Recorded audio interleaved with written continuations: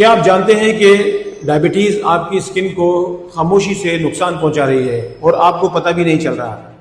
میں ہوں افضل، senior pharmacist. آپ دیکھ رہے ہیں سیرینیکس ہیلتھ ٹاکس، جہاں ہم آپ کو سادہ اور آسان الفاظ میں ہیلتھ ایجوکیشن اور اسکن کیئر کے بارے میں مستند معلومات فراہم کرتے ہیں۔ اگر آپ ڈائبٹک پیشنٹ ہیں اور آپ کی اسکن ڈل، خشک یا بے جان لگتی ہے تو یہ صرف اسکن کیئر کا مسئلہ نہیں۔ جب شوگر لیول باڈی میں بڑھ جاتے ہیں تو بلڈ سرکولیشن سلو ہو جاتی ہے اور اسکن تک غذائیت یعنی نیوٹریشن صحیح طریقے سے پہنچ ہی نہیں پاتی، جس کی وجہ سے اسکن ڈل ہو جاتی ہے، زخم دیر سے ٹھیک ہوتے ہیں اور ڈارک اسپاٹس یا انفیکشن کا خطرہ بھی بڑھ جاتا ہے۔ اس کا سولوشن کیا ہوتا ہے؟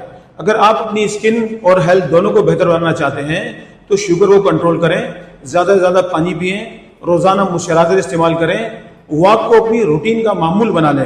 یاد رکھیں، صرف کریمز یا سیرم سے نہیں، اندر سے ٹھیک ہونا ضروری ہے۔ اگر آپ ڈائبٹک مریض ہیں تو کمنٹس میں یس لکھیں اور فالو کریں سیرینیکس ہیلتھ ٹاکس کو۔